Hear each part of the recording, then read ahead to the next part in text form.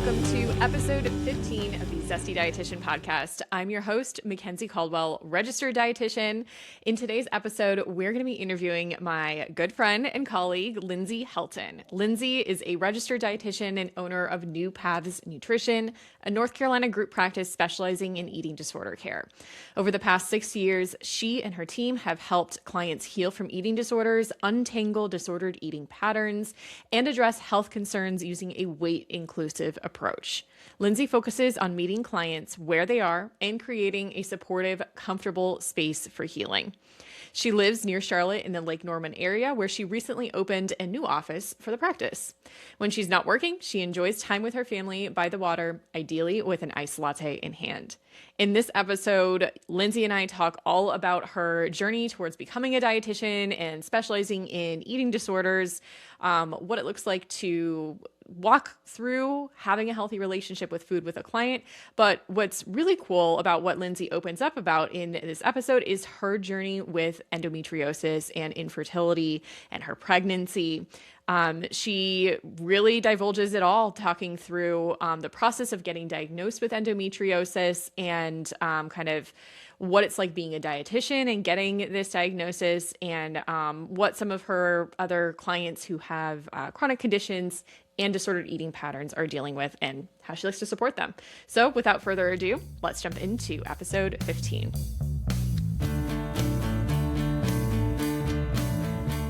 Hello, Lindsay. Thank you so much for coming with us on the podcast today. Yeah, thank you for having me. Yeah, absolutely. I'm so excited for everybody to get to know you. We've known each other for like almost 10 years now, which is crazy. So I'm excited to jump into our conversation and help people get to know you a little bit better and hear your story. So yeah, I'm excited. Absolutely. Some ways it feels like grad school was yesterday, but yeah, I guess it was almost 10 years ago. I know, isn't that crazy? Well, anyways, something that I like to ask all of my patients, and I like to ask here on the podcast as well, is what are some of your favorite foods? Yeah, the first one that comes to mind is something like my favorite food that I can actually make, which is Cajun chicken pasta. It is really easy, but it tastes like really fancy. Even better if I have a Caesar salad with it, another one of my favorite foods. Reese's have been a favorite my whole life. I remember adults in my life joking I was going to turn into a Reese cup when I was little, and that actually scared me, but they're still one of my favorites. And then anything I can dip in ranch dressing, but it has to be good ranch dressing, which for me is like thin restaurant style ranch dressing. Love it. Delicious. Loves to hear that. You know, I was looking at ranch dip for just John and I to have for our veggies the other day. And I think I went the day after Thanksgiving, and Hidden Valley Ranch was gone. There was none. I was like, what? Wait, was it the packet or the bottle that was gone? The bottle was gone of the regular, the only one they had was the weird low fat or whatever. Yeah. So I had to get Kraft buttermilk ranch, which was still pretty good, but. Oh, good to know. Yeah. Anyways, those are some delicious favorite foods. I love Cajun pasta as well. I'm going to have to get your recipe because I only get it when I go out, and I feel like it can't be that hard to make. So it sounds delicious. It's really not. Yeah, great. And what are some of your favorite ways to move your body? Yeah, I really feel like there's a variety. I love to run. That's been a constant for me since I was a teenager. Mm-hmm. There were definitely times that it was more stressful and disordered for me, and I did it a lot more than I do now. So now I run maybe once a week. I still like to do it, just not all the time. I love to walk. I love to do yoga. Haven't done that in a while. And then another one, I'm very bad at dancing, but there are these dance workouts on YouTube. I mean, there's a bunch, but the ones I like, it's either by Maddie Fit or Mad Fit. I can't remember exactly her handle, but she'll do when a new Taylor Swift album or Sabrina Carpenter album comes out, she'll do a 15-minute dance workout, and you can dance along to the songs. So I like to do that, especially if I'm kind of sluggish but wanting to get up and move, and my daughter likes to join in on that too. So it's lots of fun. I love that. I'm going to have to, we'll put that in the show notes because it sounds like a really fun, joyful way to move your body. That's so fun. It is. Cool. And tell us a little bit more about your work as a dietitian now. Yeah, so I am a dietitian in the Charlotte area, like you. I own New Paths Nutrition, which is a group practice. There's 3 of us. It's me, one of our other grad school friends, Daniela, and another great dietitian named Sarah, and we all specialize in eating disorders. So we see folks who have, eating disorders and other health conditions at the same time, but the common thread is eating disorder care. Mm-hmm. So that's what we do. That's awesome. And how did you decide to become a dietitian in the first place?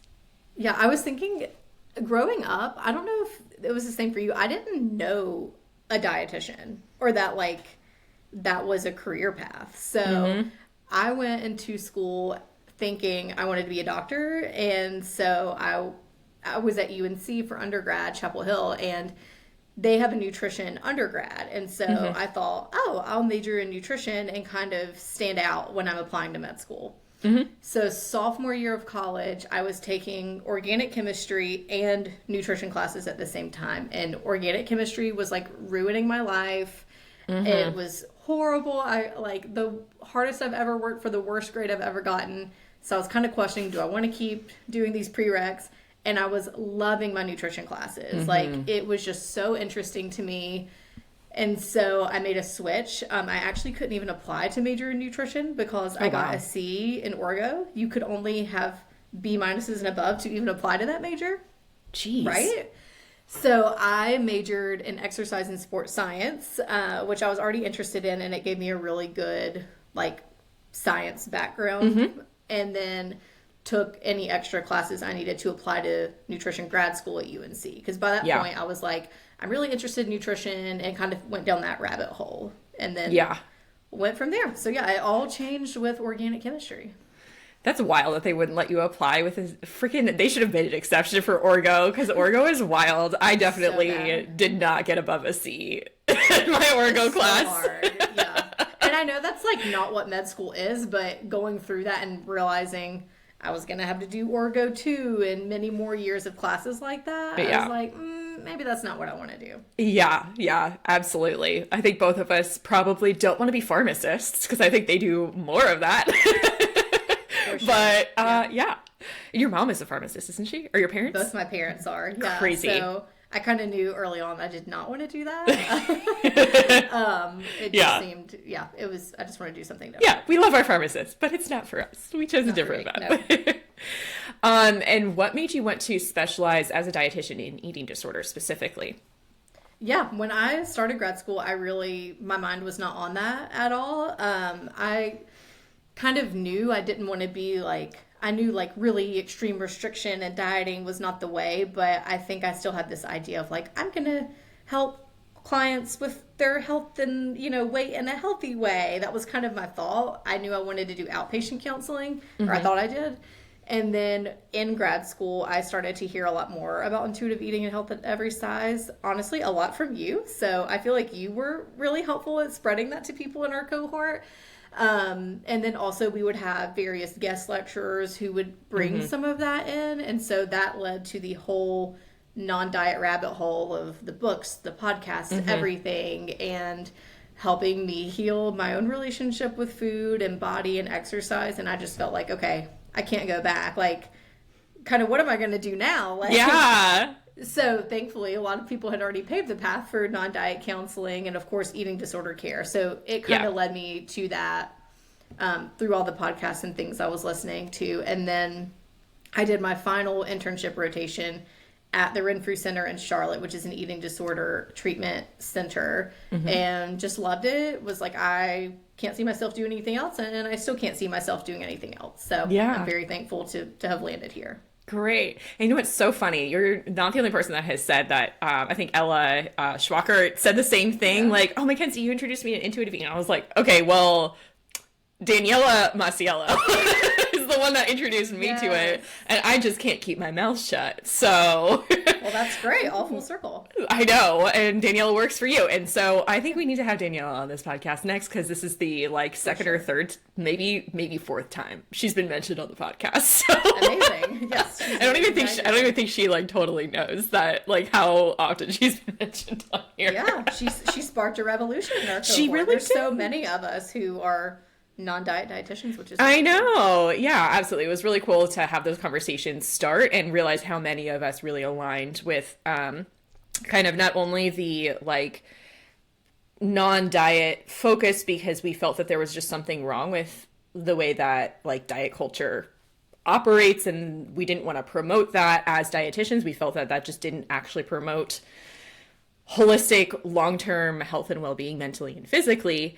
But then there's also kind of that social justice piece that I think just attracted us, because we chose public health for a reason. We definitely also all felt very passionate about kind of like the systems approach and noticing all the things that affect an individual's well-being outside of their personal choices too. So yeah, I was thinking that too. It's not like all our professors and curriculum were weight inclusive, but being in the School of Public Health, you get all those extra layers exposed and talked about around health and everything that impacts health, things that are not always often outside of our control. And so I think it was a natural progression to then kind of reject the diety side of things. Yeah, absolutely. Well, I love it. It's so cool. And it seems like the program has continued to kind of foster conversations around that. And so even some of the interns I've had have been very interested in this kind of philosophy too, which is so cool. So your practice focuses specifically on eating disorders. What is your favorite part about working with folks who have eating disorders? Oh gosh, there's so many things. I mean, I think overall just seeing the progression of someone's journey over time and all the hard work they put in. I used to say I tend to work with folks for at least 6 months. Now I say a year. Like if people happen to leave before that time for a number of reasons, I'm like, we were just getting to know each other. So I really enjoy the like long nature of the work for many people I work with, and seeing them sometimes go from a teenager to college student and beyond, or different life phases in adulthood, and just being one part of their journey throughout that, and seeing them come in and maybe say, I can't imagine things being different, or being able to eat this food or do this thing, and see it happen over time with a lot of hard work and support, of course. Yeah, absolutely. I love that. That's so great to hear. Yeah, your work is super important. And I know for folks that don't necessarily fit in my specific niche with my practice of reproductive health, you are like very top of our referral list for eating disorder dietitians in the Charlotte area. I appreciate it. And likewise, when we have folks who need a lot more help on the reproductive side of things, I'm like, go see Mackenzie or listen to her podcast, go read her blog. So yeah, super helpful to you guys too. Yeah, absolutely. I love that. But speaking of reproductive health, kind of switching gears here, you and I have kind of talked personally about some of your struggles with infertility. Can you share a little bit about your journey with our listeners? Sure. Yeah. So I guess the high level overview, and then I can go into any details that might be helpful, is I mentioned I have a daughter. She's 3.5. And when we started trying to grow our family and have her, it took over a year. And we had one chemical pregnancy very early on. So like I had a slight positive one day, gone the next. But other than that, nothing for as we approach the year mark. And I'm very much a planner. I got to know the next step. I got to know what I can do. So as we approached the year mark, I went ahead and got the referral, got in with the fertility clinic. And at the time, our diagnosis was unexplained infertility. All the tests we did came back fine. So the treatment for that was medicated cycles with IUI. And then if that didn't work, we were going to go into IVF. Thankfully, we conceived our daughter through IUI. And so obviously we were thrilled. We had her. We were like, we still don't really know why that was so hard, but she's here. And then when we started trying to grow our family again, when she was about 1, because we were like, this is probably going to take some time. We've now had secondary infertility, but it's been different. So I found, early on, I was getting pregnant, but it was not, I had a miscarriage. And that has repeated itself numerous times over the past 2.5 years. So that was very confusing to be like, all of a sudden I can get pregnant. And sometimes there's longer periods between pregnancies, but they were all ending in loss. So we were like, what in the world is going on? And so that's been about 2 years, I guess, 2.5 years. And so now this year we finally have some diagnoses, which hopefully anyone listening, if you have been diagnosed with unexplained infertility, it doesn't mean there's no reason. It just means we haven't found the reason, or maybe the science isn't there to even know what the reason is. So we were diagnosed this year I was diagnosed with endometriosis, which now we're going to talk about. And then another one, which I actually don't even know if I told you yet, because it all happened at like the same time. But I was also diagnosed we did a round of testing last year, even more testing this year with a new clinic, and we found that I have a balanced translocation, which is a genetic issue I can talk more about, but it essentially is probably the reason for most, if not all, of the miscarriages and the infertility. And then, of course, the endometriosis doesn't help. So that's been our journey. First round, unexplained. We didn't really know why, but treatment worked. And then this round, we've gotten some more answers, which is a relief and a challenge at the same time. Yeah, absolutely. For sure. It's good to like know that information. It's kind of it's a double-edged sword. It's like, yeah, for sure. We have kind of like a little bit more direction, but it's also like, oh crap, now there's all these other, I can see all the barriers instead of not knowing what the barriers are going to be. Now I can see them. So it can kind of can feel like a lot. It's a good way to put it. Yeah.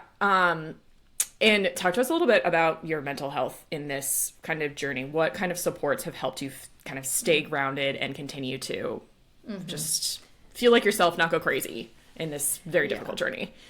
Well, I've had anxiety, my whole life, but diagnosed like when I was a teenager. And so I had been in and out of therapy, on and off meds, different points in my life. So when we were struggling to conceive the first time around, I was not on medication at the time, actually, but I started therapy again. And you know that my husband's also a therapist, and my family is really open about mental health. And so that was super helpful throughout infertility, throughout my pregnancy. And then postpartum, I very quickly identified having postpartum anxiety and depression. And the depression was new to me. Like, I had never experienced something like that. And so very quickly got on medication. Very thankful that one has worked, because it can take time. You know, you start one, takes a few weeks to see if it's going to work. Right. Thankfully, it was the right fit for me. So that, for my mental health, has been great, because I've been on that throughout the whole journey. Even at times when I was doing well at first, I thought, well, I'm going to stay on it until I'm done breastfeeding my daughter, because that can be a big hormonal shift, and I want that support. And then by the time I stopped breastfeeding her, the second journey had begun. And so I was like, you know what, I'm just going to stay on this. We're just going to not touch that. So that's been really helpful. And then, of course, leaning on family and friends and all those things. Yeah. But I think the fact that, like, mental health challenges have been a part of my life before, I was just kind of already talking about it and already prepared that I might need some more support in that area. Yeah, absolutely. It's super important to talk about. I think a lot of my patients know that, like, their mental health could use a little bit of support, but don't think that, like, infertility is a reason to go get therapy. But 1000% is, for sure. It's tough. It's super, super difficult to navigate. But also just, like, having a baby period is a massive life transition. So I'm so glad you were able to get all of those supports, for sure. Besides therapy and taking your medication, what are some of your other self-care non-negotiables that specifically when you were pregnant and postpartum kind of you tried to focus on? Yeah, I mean, mental health, I feel like, is the biggest one, but I am thankful that I was in a good place with my relationship with food and body and exercise, which I think helped me navigate pregnancy. Like, when I was super sick and couldn't do things, that was okay. And then early on, my in-laws were so kind. They started sending us HelloFresh boxes in my first trimester with her, because they were like, you probably don't feel like planning and cooking. And a lot of times, like, I just was like, yuck, food, yuck. So having that delivered, and my husband could do that while I, didn't have to cook. So things like that helped. I saw my therapist through a good part of my pregnancy. So those are kind of the main things, just listening to my body, keeping things in balance as much as I could, knowing, like, there were a lot of big changes happening and coming when she actually got here. Yeah, so it sounds like kind of the meeting yourself where you're at is kind of your non-negotiable. Like, you need to eat, but the what and the how, it's going to be flexible. And maybe when it comes to movement, how did you approach movement through your pregnancy and then afterwards as well? So I was, It was 2021 into 2022, and so COVID was still, prevalent, I guess you would say. So I had stopped my gym membership somewhere in there. So I remember doing a lot of walks, kind of like exercises on my own. And that's continued until now. I've never rejoined a gym since then, which I'd like to get back to one eventually. So yeah, just things like walking, yoga, stretching, some workouts at home, just kind of doing what I could. Yeah, absolutely. Well, I love this kind of just compassionate approach that you've had towards yourself and your body overall. And kind of, I think the flexibility is key there. Like knowing what you need, but kind of not being rigid in the rules or whatever with kind of how all of that self-care happens. And then through kind of this continued journey, has that self-care evolved in any way? Any kind of like new things that you have incorporated, or how have you continued to care for yourself through the secondary infertility diagnosis? Gosh, yeah, it's definitely helped a lot being flexible and compassionate with the miscarriages and the endometriosis. So with miscarriages, of course, like getting pregnant, when I get pregnant, I feel sick, I don't feel great. And then, every time I've had a miscarriage, that's another month. It's just that the whole process is like a month and a half for me. Everyone's different when they have losses and what that looks like, but it's usually a month and a half of me of where life is just weird and hard. Yeah. So being okay with saying, okay, things are not going to be normal right now, that's okay. And then also trying to bring back some normalcy when I can, like when I feel able to go for a walk or cook a meal again, but also if there's days that's not in the cards, that's okay too. And then with endometriosis, I had surgery 2 months ago, and before that, it was really to the point where I could predict exactly when I was going to feel horrible. So period week, I knew I was down for the count. Then I'd have about a week of feeling good, and then I had developed a lot of pain around ovulation. So that week, I felt really bad. So it was like a week on, a week off. And so there were times before surgery that it felt great when I finally would feel good after a week of feeling bad. So I'd really try to prioritize those patterns and routines then, cook more, exercise more, and it just felt good to do those things. And then knowing, okay, next week I may have to scale back on some things a bit, and that's okay.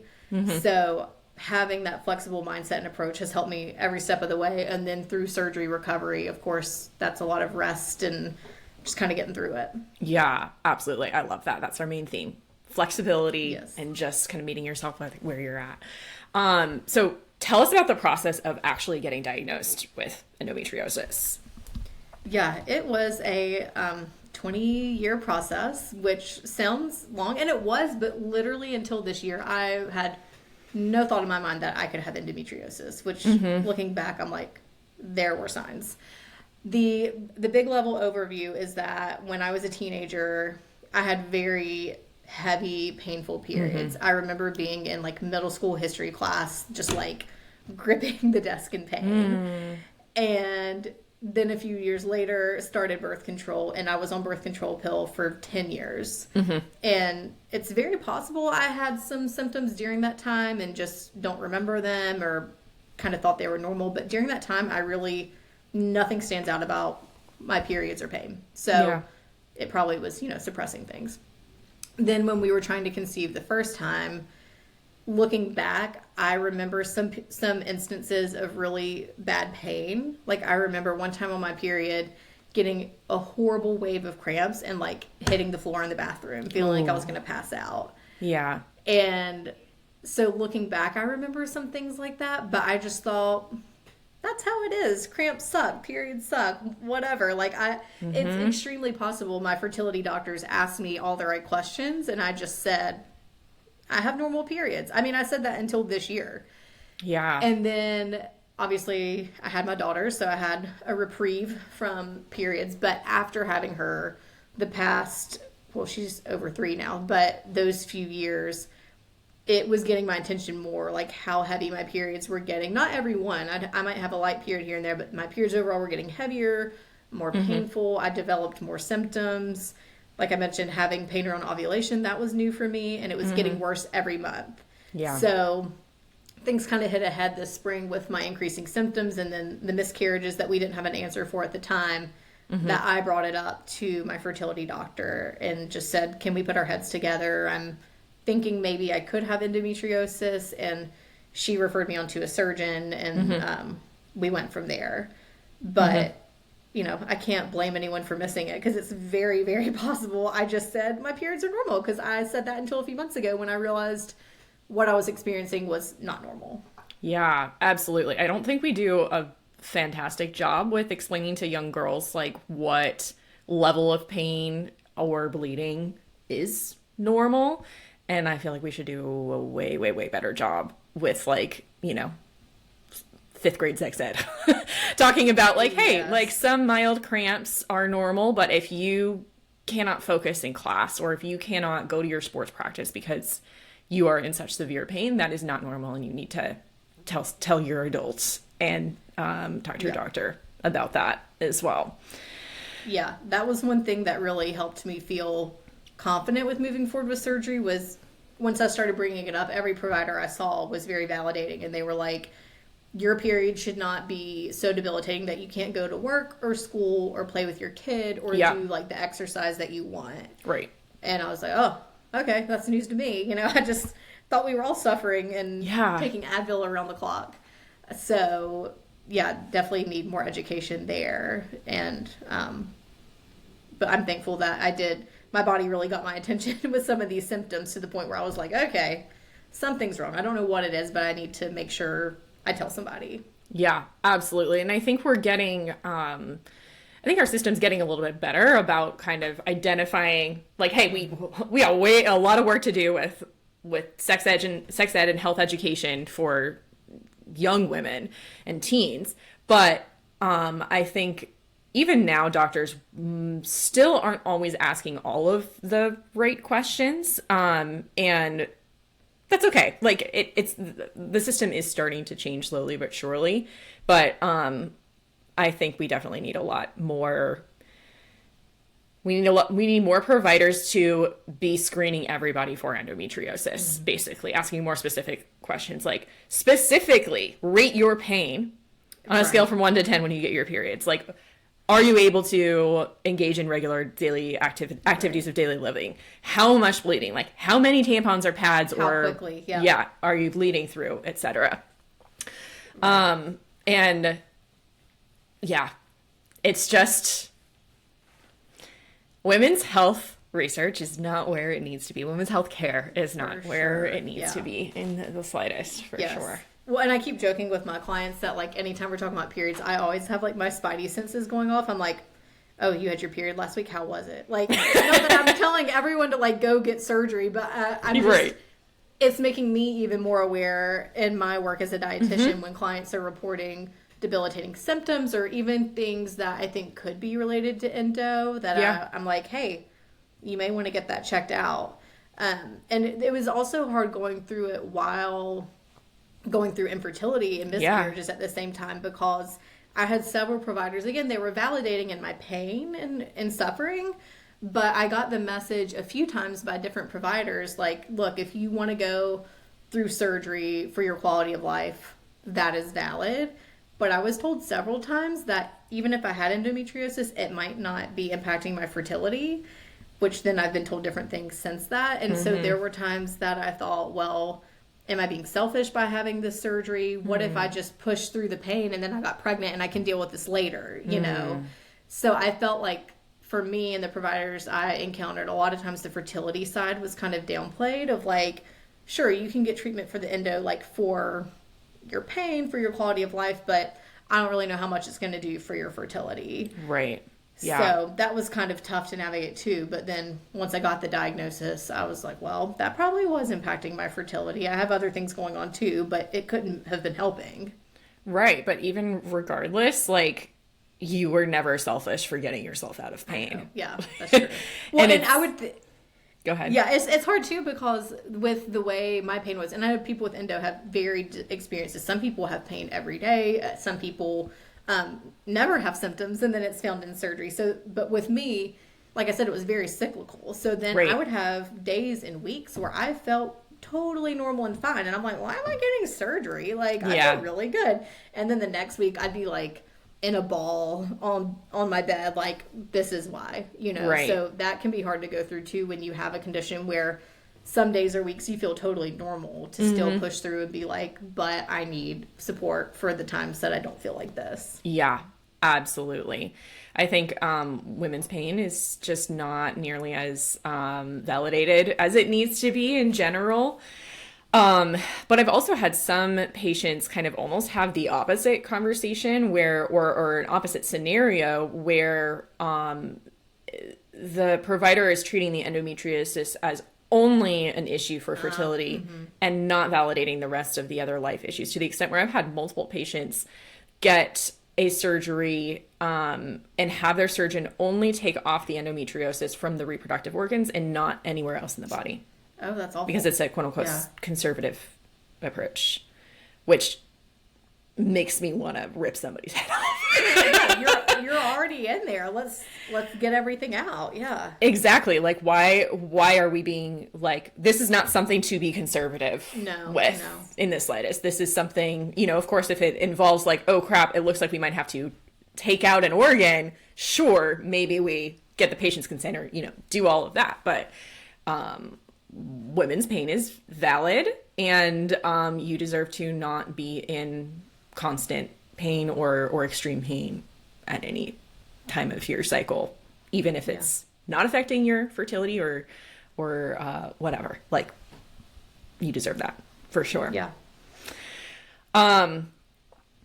Yeah, I think I'm so glad that you got the surgery. And how are you feeling after your recovery? I feel good. I'm pretty much exactly 2 months out, and I feel good physically. The first month was very rough. Like, the recovery was a lot harder than I expected, but also the endo was a lot more extensive than I expected. So recovery was harder. But since it's been a few months, I've had a couple cycles, and I've still had some pain, which makes me nervous. But I've read, you know, your body's still healing. That's normal. But the pain has been like 1 day around my period, 1 day around ovulation. Like, it's already better, and I'm hoping it's going to get better and better. So I'm already seeing some things that are better. Hopefully over time there will be even more improvements I'll notice. But I feel really good. I'm really glad I had the surgery, even though it was a hard decision to make. Since with endo, I mean, some people you can see it on scans or MRIs or other tests, but it never showed up for me. So it felt like a big gamble to go into a surgery. But it was reassuring too. I had friends who had endo tell me, you know, even if they don't find it, that is an answer. Like, diagnostic means you get a yes or you get a no. It's you need the surgery. And my doctor explained to me, even if we don't find it, we will still treat you as if you had endo, because the treatment for your pain is going to be pretty much the same, and it can be microscopic. So I think those are important things to remember too, if someone's considering surgery, or if you don't find answers, like getting a no is still an answer. Yeah, absolutely. 1,000,000%. Correct me if I'm wrong, there were potentially some like outside of period pain, maybe some like digestive or other symptoms that you kind of connected a little bit to endometriosis. Talk about that a little bit. Well, I will say actually a lot of my digestive symptoms in general, even before surgery, have been a lot better. For me, my like digestion and anxiety are like this, like putting my hands together. Like when I've been in higher stress jobs in the past, I've had so many digestive symptoms that I'm like, I must have IBS, which maybe I do, but now that things are a lot more balanced, I really feel pretty good digestively most of the time. So yeah, most of my symptoms were correlated with my period, with ovulation, which I would sometimes get more digestive symptoms around those times. Like on my period, that sort of thing.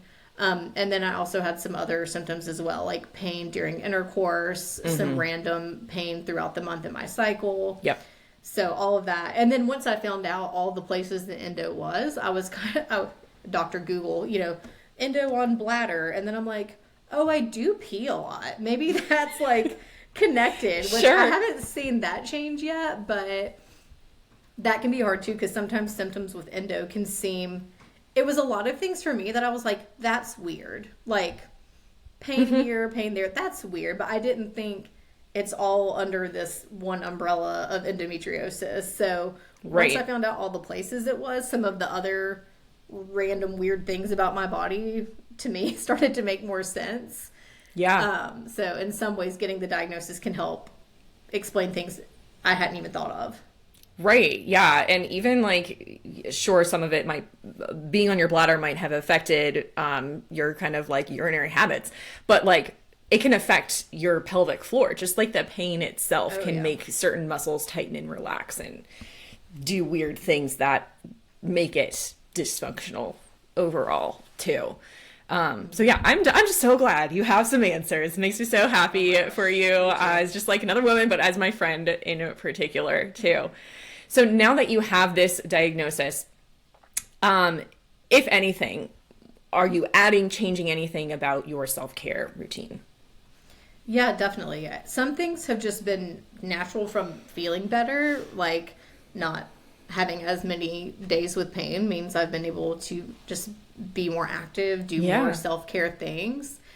The diagnosis itself, I mean, I feel like I'm still digesting it because I went into surgery thinking I'd, had unexplained infertility. I was like, they're not going to find anything. If they do, it might be like a couple of spots, which still would be validating and helpful, but I just was not expecting to wake up to them being like, you have stage 4 endo. It was everywhere. And then finding out all these organs it was near. It was like a health shock for me to be thinking, oh my gosh, this is now something I'm going to have to manage for, I mean, I guess the rest of my life, or when I'm done having kids, I can, kind of handle it medically a little easier.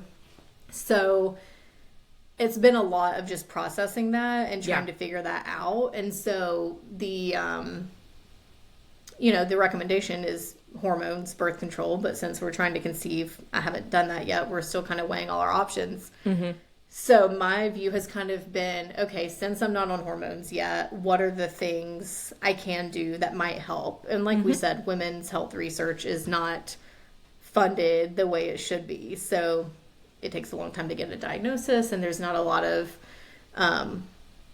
support out there. So, medication and surgery is one area, and then also being active when I can. One supplement I've added in, I was already taking a prenatal with omega-3s because I don't like fish. I literally don't eat fish. Sure. I always joke, like, I'm a dietitian and I hate fish and I hate fermented foods. Like, the foods that, could help my gut and things, I'm just like, nope, I'll figure that out another way. So I was already taking something with omega-3s, but I added a supplement that I had texted you about actually called NAC, N-acetylcysteine, which essentially helps your body produce more of an antioxidant to help fight inflammation, since endo causes a lot of inflammation. So just being more intentional about like taking that supplement, trying to add in more fruits and veggies and whole grains where I can. Nothing extreme, nothing restrictive.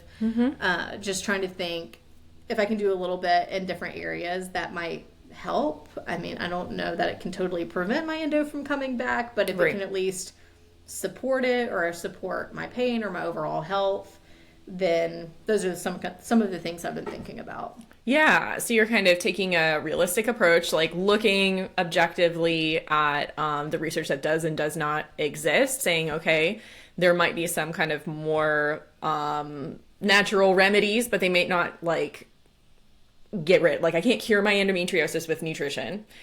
But maybe there's some things here or there that within the realm of like what fits with my daily life and what I enjoy, doesn't feel like I have to cut anything out.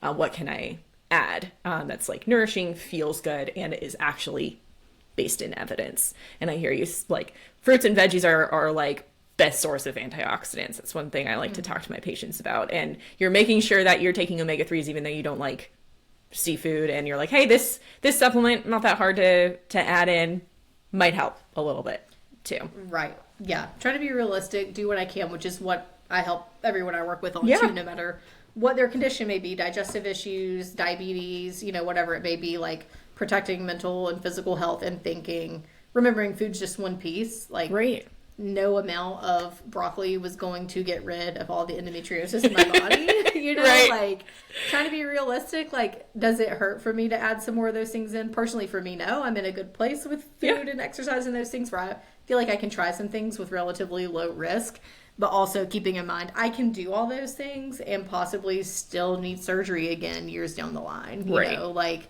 I'm not in control of everything that happens. Yeah, and it's really hard to let go of that need to control, and that's where therapy is fantastic. And go ahead. Okay. No, you go ahead. I was just going to say, I feel like this experience too has helped me understand more why people and like people we work with, just thinking people I've worked with over the years, might jump to cutting things out or doing an elimination diet, something that may seem alarming or extreme to us. I feel like I get it more now. I'm not going to do those things. But again, with this area, specifically with endometriosis and pain being so underfunded and understudied, it's something that is so debilitating. It impacts every part of your life. And then there's limited options for treatment, you know. I was on birth control for 10 years. If I was not trying to get pregnant right now, I would be right back on it. Like I will be one day. But some people can't take it, whether it's because they're trying to conceive or it's not great for their mental health. Like 100% of people, that's not always an option. So then I even asked my surgeon, I said, since I'm not doing that yet, are there any supplements you recommend? And they just basically were like, nope, talk to your fertility doctor if you have more questions. But I wasn't told anything I could do in my life beyond surgery and birth control, which again, wonderful options. Glad they exist. I'm going to utilize all of that. But I'm like, okay, but in this period, what could I do to help so I can protect my health and try to do anything I can to slow down the progression? Right. And I basically was told nothing. So then that leaves this big vacuum of space for people to potentially go down some harmful rabbit holes. Absolutely. You know, and I get it. Yeah, 1,000,000%. Like, of course, people feel like they're looking for some way to get out of pain and stay out of pain, period. But also to feel like they have some semblance of control over their health and well-being. And food is something that you literally have to eat. You have to consume at least 3 times a day. Hopefully, please. Yes, please eat 3 meals a day. 3 meals a day and at least a snack. I should have that tattooed somewhere that people can see it. Yes, seriously, like right here. And like our bodies give us very strong signals to go get food. So it's an immediate thing. What can I do here? And we get so many messages from diet culture and a lot of pseudoscience too. Some stuff that's like kind of research based, but maybe it's getting twisted in the way that it's communicated too. So it's confusing, it's crazy, and it makes sense that people find weird things to do to try and feel better. For sure. When I think I said this to you when we were texting about the supplement, because at first it was like causing some GI upset, so you told me some ways to take it that could help, and it has helped. I've been able to take a lot more regularly. But I told you, like, I'm just so glad you do what you do because it helps fill that void, which I'm thankful my doctor and surgeon didn't overstep and say, like, you just need to lose weight or go on a diet or do whatever. But I'm like, there's just this huge void in women's health care that I'm glad people like you are filling. And truthfully, like, when I got diagnosed, like, I'm a dietitian, and I went to your Instagram page and your blog to be like, what does Mackenzie and her team say about Endo? Because I know you just work in this area more day to day, way more than I do. You're just way up more on the research. So knowing those resources and like safe places to go to find some guidance is really helpful. Yeah, well, thank you for saying that. That's exactly what we hope to be, for sure. And I wish more doctors knew that just dietitians in general exist and we're here, and that there is a lot of power in eating enough and adding in certain food groups in a way that is actually evidence-based too. But we can also help people myth bust and talk about the things that aren't going to work and really walk people through that. And we have the time. They pay us. This is what they pay us for.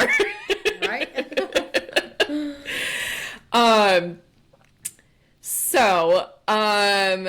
What words of encouragement do you have for anyone else on a similar path to navigating endometriosis or infertility? Yeah, I think advocating for yourself is the biggest thing in both of those buckets. Like for me, when we were trying to conceive the first time, the recommendation is what if you're under 35, trying a year before you reach out. But I hit that 7-8 month mark and I was getting antsy. I was like, I'm going to go ahead and reach out and see if they'll let me get an appointment. And they did, like close to that year mark. So advocating, I mean, that's the only way I even got surgery this year. So if something doesn't feel right or you want support with something, there's providers out there that can support you. So advocating for yourself, and then kind of what I was sharing about periods, I feel like that's the most important thing. Just knowing, you know, if your period is debilitating in any way, you should get some support. Yeah. And then just finding all those supports, just like we talk about with any health condition, like food's not the only thing that can help. Just trying to think in my day-to-day life, what are all the things that help me feel more like me, you know, like when I'm feeling more up to it, going out with a friend, doing different things to help me feel more normal when life is really not feeling normal sometimes. Yeah, absolutely. I love that. Anything else that you feel is important for our listeners to hear today? I don't think so. I'm just an open book. If anyone is going through anything like this, I'm happy to chat just because I've been through so many years of not having answers and then finding some answers that if I can help people in any way, I'm happy to do that. Yeah, awesome. And how can they reach out to you? Where can they find you?